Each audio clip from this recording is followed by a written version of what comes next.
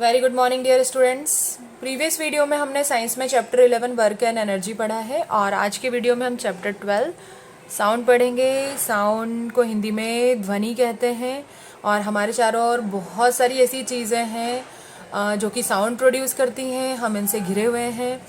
अगर हम बात करें जो हमारे घर की बेल है और पक्षियों का चहचहाना, मशीनों की आवाज़, गाड़ियों की आवाज़ें, टेलीविज़न से जो साउंड प्रोड्यूस होता है, कोई सिंगर गाना गाता है, लाउड स्पीकर वगैरह, इन सभी की आवाज़ हमने सुनी है और सभी की आवाज़ जो है वो डिफरेंट होती है। कुछ साउंड्स ऐसे होते हैं जो कि प्लीजेंट होते हैं, कुछ ऐसे होते हैं अनप्लीजेंट। ऐसे साउंड जो हमारे कानों को सुनने में आनंद देते हैं या जिनको सुनने से हमें अच्छा लगता है, प्लीजेंट साउंड होते हैं। ऐसे साउंड जो जिनको सुनते से हमें क्या होता है जो है सुनने में उन्हें प्रॉब्लम होता है या हमारा जो पर्सनल जो कॉन्वर्सेशन है वो उससे इंटरप्ट होता है, उसे अनप्लीजेंट साउंड कहा जाता है। और साउंड कैसे प्रोड्यूस होता है, तो हाउ इज साउंड प्रोड्यूस? तो sound is produce by vibrating body. This vibration carry energy and travel through air much like ripple in a pond. तो साउंड जो है स्टूडेंट्स ये कब प्रोड्यूस होता है? जब कोई ऑब्जेक्ट वाइब्रेट करता है। ठीक है, तो आपने एक वाइब्रेटिंग सेलफोन को देखा है, वो कैसे वाइब्रेट होता है। और साउंड ये जो वाइब्रेशन होता है, वाइब्रेशन क्रिएट होता है वाइब्रेशन के थ्रू। जब भी कोई चीज़ किसी दो चीज़ से या दो चीज़ के कांटेक्ट में आती है, टकराती है, तो वाइब्रेशन प्रोड्यूस होता है। और ये जो वाइब्रेशन होती है ये एक प्रकार की एनर्जी होती है, हम कह सकते हैं एनर्जी को कैरी करता है, एयर में ट्रैवल करने का काम करता है। एनर्जी के जो मॉलिक्यूल्स होते हैं उनको एयर में ये ट्रैवल करवाता है और एक एयर के मॉलिक्यूल से दूसरे मॉलिक्यूल्स में ये एनर्जी को ट्रांसफ़र करता है। और ये जो एनर्जी के पार्टिकल्स होते हैं, मॉलिक्यूल्स होते हैं, ये हमारे कानों तक पहुंचते हैं हवा के माध्यम से और इसी तरह से साउंड प्रोड्यूस होता है। अब यहाँ पर हम देखेंगे ये एक्टिविटी दी गई है, ये पेंडुलम बॉब यहाँ पे दिया गया है और इससे हम क्या करेंगे, वाइब्रेटिंग टर्निंग फॉक से अब क्या करेंगे, इसको हमें हिलाना है। तो क्या होगा, इसकी जो पोजीशन है यहाँ से पहले आगे जाएगी ये, फिर वापस अपनी मिडिल स्टेज में आएगी। मिडिल स्टेट के बाद ये वापस जो पीछे पीछे जाएगी। ठीक है, तो आगे पीछे, आगे पहले तो होगा ये आगे बढ़ेगी, फिर ये बीच वाले मीडियम में आएगी, फिर ये पीछे की ओर जाएगी, तो फिर पीछे से ये रेस्ट में आएगी, फिर आगे बढ़ेगी। तो ये क्या है, टू एंड फ्रो मूवमेंट होता है। इसको क्या बोलते हैं, ज्यों और त्यों या टू एंड फ्रो मूवमेंट होता है।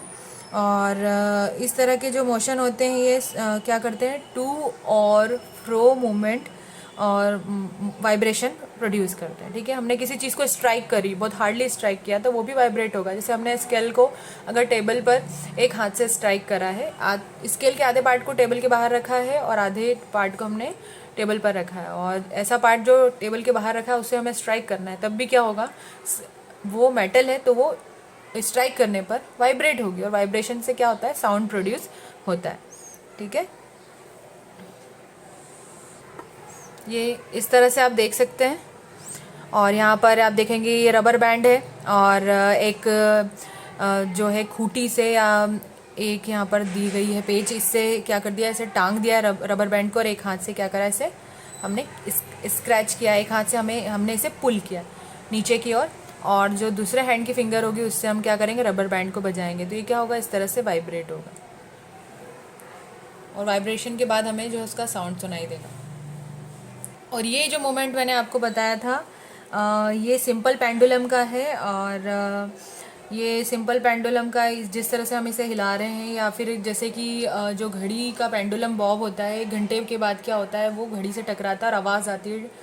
और इससे क्या होता है, ये जो मैंने मोशन बताया, इस मोशन को ऑसिलेशन कहते हैं। टू एंड फ्रो मूवमेंट को ऑसिलेशन कहा जाता है, जो कि पहले आगे बढ़ के फिर अपनी पिछली स्टेज पर आता है, यानी मिडिल रुकता है यहाँ पे रेस्ट में, रेस्ट से वापस ये पीछे की ओर बढ़ता है। और सिंपल पेंडुलम का जो मूवमेंट होता है वो ऑसिलेशन मूवमेंट या ऑसिलेशन मूवमेंट या से टू एंड फ्रो मूवमेंट भी कहते हैं। साउंड का प्रोपेगेशन है, तो स्टूडेंट साउंड को ट्रैवल करने के लिए मटेरियल मीडियम की रिक्वायरमेंट होती है। और मटेरियल मीडियम ये सॉलिड, लिक्विड और गैस हो सकता है। और मैंने अभी आपको वाइब्रेशन बताया है कि वाइब्रेशन क्या होता है। Vibration means a kind of rapid to and fro movement. ठीक है, ये आपको याद रखना है, to and fro movement of an object. ठीक है, तो sound is produced by vibrating objects. The matter और substance through which sound is transmitted is called a medium. अब साउंड को ट्रेवल करने के लिए मटेरियल मीडियम की आवश्यकता होती है। सॉलिड, लिक्विड और गैस हो सकता है, और इसी मीडियम के थ्रू ये क्या करता है, पास होकर हमारे कानों तक पहुंचता है, और हमारे कान इस साउंड को सुनने में मदद करते हैं। और जितना ज़्यादा सॉलिड मीडियम होगा, यानी हम कह लें कि एयर से ज़्यादा साउंड जो है लिक्विड में प्रोड्यूस होगा, लिक्विड से ज़्यादा साउंड जो है सॉलिड में प्रोड्यूस होगा। ठीक है, ये साउंड का प्रोपेगेशन है। साउंड भी लाइट की तरह ट्रैवल करने के लिए इससे एक मीडियम की आवश्यकता होती है।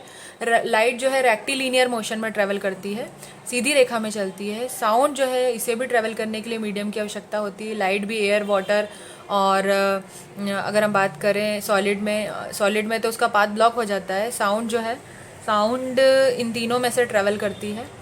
और लाइट की तरह साउंड को भी मटेरियल मीडियम की यानी ट्रैवल करने के लिए एक माध्यम की ज़रूरत होती है।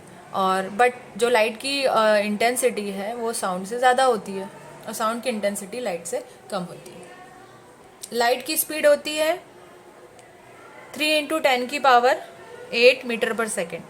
और द स्पीड ऑफ साउंड, अगर हम बात करें कि लाइट की स्पीड एयर में होती है 3 × 10⁸ मीटर पर सेकेंड, और साउंड की स्पीड एयर में होती है 0 डिग्री सेल्सियस, और 0 डिग्री सेल्सियस पर यानी एयर में, तो ये होती है 330 मीटर पर सेकेंड। तो इंटेंसिटी हो गई, तो लाइट की इंटेंसिटी साउंड से ज़्यादा होती है।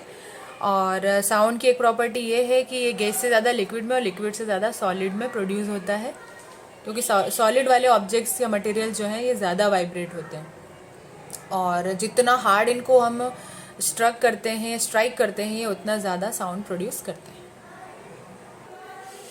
अब आपको मैंने बताया है कि साउंड जो है वो तरंगों की फॉर्म में मूव करती है। वेव्स क्या होती है, एक प्रकार की ये भी एनर्जी है, और ये वेव्स 2 टाइप्स की होती है, मैकेनिकल वेव और इलेक्ट्रोमैग्नेटिक वेव। ठीक है, तो मैकेनिकल वेव्स ऐसी वेव्स होती हैं जो कि जिनको ट्रैवल करने के लिए मटेरियल मीडियम की ज़रूरत होती है। इलेक्ट्रोमैग्नेटिक वेव, इसमें नाम से ही आप समझ सकते हैं, इलेक्ट्रो यानी इलेक्ट्रिसिटी, मैग्नेटिक यानी मैग्नेट, तो इलेक्ट्रिसिटी और मैग्नेट दोनों को कॉम्बिनेशन से या दोनों की प्रॉपर्टी को जो कैरी करती हैं उन्हें इलेक्ट्रोमैग्नेटिक वेव कहा जाता है। और इनको ट्रैवल करने के लिए किसी मटेरियल मीडियम की ज़रूरत नहीं होती है। जैसे हमारा जो सेल फ़ोन होता है, सेल फ़ोन में जो रेडिएशन होती हैं, और इन्हीं के थ्रू क्या होती है, रेज जो है एक जगह से दूसरी जगह पर बहुत ही फास्ट ट्रैवल करती हैं, और ये इनविजिबल होती हैं, और इन्हें ट्रैवल करने के लिए किसी मटेरियल मीडियम की आवश्यकता नहीं होती है। ये वैक्यूम में भी ट्रैवल कर जाती हैं। ठीक है, तो ये इलेक्ट्रोमैग्नेटिक वेव्स इसलिए इन्हें कहते हैं। और जब भी हम किसी से फ़ोन पर बात करते हैं तो कितनी तेज़ी से हमारा कॉल कनेक्ट हो जाता है, तो ये इलेक्ट्रोमैग्नेटिक वेव्स हैं। इन्हें ट्रैवल करने के लिए solid, liquid, gas, material medium की आवश्यकता नहीं होती है। मैकेनिकल वेव्स 2 टाइप्स की होती हैं, लॉन्गिट्यूडिनल वेव्स और ट्रांसवर्स वेव। साउंड एक लॉन्गिट्यूडिनल वेव्स है, और इस चैप्टर में हम साउंड के बारे में पढ़ रहे हैं। ट्रांसवर्स वेव्स क्या, वाटर वेव्स, तो जल तरंगे जो होती हैं वो ट्रांसवर्स वेव होती हैं। लॉन्गिट्यूडनल को हिंदी में अनुदैर्घ्य और ट्रांसवर्स को अनुप्रस्थ कहा जाता है। अब इलेक्ट्रोमैग्नेटिक वेव्स कितने टाइप्स की होती हैं, इसमें लाइट वेव्स हैं, माइक्रोवेव्स है, इंफ्रारेड है, एक्सरेज हैं, यूवी रेज हैं, रेडियो वेव्स हैं। अब ये जो है लॉन्गिट्यूडनल वेव्स हैं, और इनमें क्या होता है, जो पार्टिकल्स होते हैं, जो एयर पार्टिकल्स हैं या जो साउंड के पार्टिकल्स होते हैं, वाइब्रेशन जो एनर्जी को कैरी करता है, एनर्जी के जो पार्टिकल्स होते हैं वो पैरेलल होते हैं। किसके पैरेलल होते हैं, मोशन के डायरेक्शन के पैरेलल। तो अब देखोगे ये पैरेलल है, ये इस तरह से आप इस तरह, ये पैरेलल डायरेक्शन में है। और ये जो है इनके पार्टिकल्स हैं, ये जैसे सपोज ये पार्टिकल्स हैं, तो ये यहाँ से इस तरह से, फिर ये आप देखेंगे इनका जो मूवमेंट है ये क्या है, पैरेलल होता है, और ये मोशन के डायरेक्शन में पैरेलल होता है। तो आप देखेंगे इनका जो मोशन है ये पैरेलल है। आप देखेंगे ये लॉन्गिट्यूडनल वेव्स हैं जो कि एक दूसरे के पैरेलल हैं। ट्रांसवर्स वेव्स क्या होती हैं, परपेंडिकुलर होती हैं। ठीक है, और moment of particles perpendicular to direction of wave, तो वेव का जो डायरेक्शन होता है उसके परपेंडिकुलर होती हैं। ट्रांसफर वेव्स जो है वो मोशन की दिशा के परपेंडिकुलर होती हैं। तो ट्रांसवर्स वेव्स की जो पार्टिकल्स हैं उनकी गति उनकी गति जो है उनकी गति से जो मोशन की दिशा है वो क्या होती है, परपेंडिकुलर होती है, ये पैरेलल नहीं होती। यहाँ एक एक्टिविटी दी गई है जो कि इम्पॉर्टेंट है। Bell jar experiment showing sound can not travel in vacuum. अब इससे क्या पता होता है कि साउंड जो है ये वैक्यूम में ट्रेवल नहीं करता है। सॉलिड लिक्विड गैस में ट्रेवल करता है बट ये वैक्यूम में ट्रेवल नहीं करता है। अब देखोगे ये बेल जार है, बेल के आकार का एक जार दिया गया है, ग्लास का जार है और इसमें यहाँ कॉर्क लगा है, कॉर्क में बीच में होल की गई है और यहाँ से एक इलेक्ट्रिक कनेक्शन किया गया है और स्विच, आप देखोगे स्विच लगाया गया यहाँ पे, ये इलेक्ट्रॉनिक बेल दी गई है और यहाँ नीचे से क्या कर देंगे, एक स्पेस दे देंगे एयर निकालने का और यहाँ से एक वैक्यूम पंप लगा देंगे। ठीक है, अब इससे क्या होगा कि जैसे जैसे जार की सारी एयर निकलेगी वैक्यूम पंप के थ्रू, तो ये इलेक्ट्रॉनिक बेल क्या है, ये बजेगी और इसमें से साउंड प्रोड्यूस नहीं होगा। और जब ये जार बंद रहेगा और ये बेल बजेगी, स्विच लगा हुआ है, स्विच जैसे ऑन करेंगे तो करंट का फ्लो होगा और इलेक्ट्रिक बेल जो है बजने लग जाएगी। लेकिन अगर हम नीचे से बेल जार में स्पेस दे दें, एक वैक्यूम पंप प्रोवाइड कर दें और यहाँ से क्या निकल जाएगी, एयर निकल जाए, तो क्या होगा, साउंड यहाँ पर हम स्विच ऑन करेंगे और बेल बजेगी लेकिन हमें उसका साउंड सुनाई नहीं देगा। तो इससे प्रूफ होता है कि साउंड को ट्रैवल करने के लिए मटेरियल मीडियम की आवश्यकता होती है और साउंड जो है वो वैक्यूम में ट्रैवल नहीं करता है, यानी हवा से भी हल्का मीडियम जो होता है वो वैक्यूम होता है, तो वैक्यूम में ट्रैवल नहीं करता है। अब आप यहाँ देखेंगे लॉन्गिट्यूडनल वेव इन स्लिंकी, ये दिखाया गया यहाँ पे, ये इस तरह से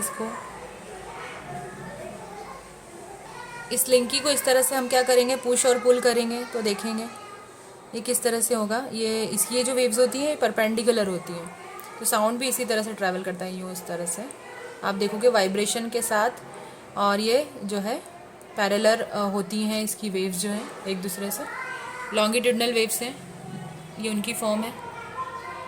now characteristics of sound waves के कैरेक्टरिस्टिक्स हैं, 3 कैरेक्टर्स होते हैं इसके, फ्रीक्वेंसी, एम्पलीट्यूड और स्पीड या टाइम टेकन भी बोल सकते हैं हम इसे। तो फ्रीक्वेंसी क्या होती है, सबसे पहले हम फ्रीक्वेंसी के बारे में समझेंगे। नाउ कैरेक्टरिस्टिक्स ऑफ वाइब्रेशन,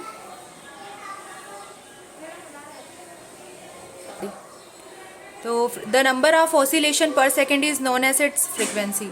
तो एक सेकेंड में जितना ऑसिलेशन होता है, ऑसिलेशन यानी टू एंड फ्रो मोमेंट, और टू एंड फ्रो मोमेंट आप देखेंगे ये जो है इस तरह से, एक सेकेंड में जितना ऑसिलेशन होगा, ये जो टू एंड फ्रो मोशन होता है, इसे इसकी फ्रीक्वेंसी कहते हैं। फ्रीक्वेंसी की एसआई यूनिट जो है स्टूडेंट्स हर्ट्ज होती है और हर्ट्ज को हम कैपिटल एच और स्मॉल जेड से रिप्रेजेंट करते हैं।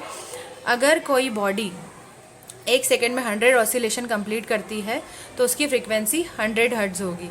ठीक है, अब हम जानते हैं जिस तरह से 1 किलोमीटर में 1000 मीटर्स होते हैं, उसी तरह से किलो हर्ट्ज की जो मल्टीपल यूनिट है वो क्या होती है, जो हर्ट्ज की मल्टीपल यूनिट है वो किलो हर्ट्ज होती है और ये किसके इक्वल होती है, 1000 हर्ट्ज के इक्वल होती है। ये पहली प्रॉपर्टी है। एम्पलीट्यूड क्या होता है, तो आप देखोगे ये स्ट्रिंग दी गई है, इसके एक एंड को ए दूसरे एंड को बी नाम हमने दे दिया है।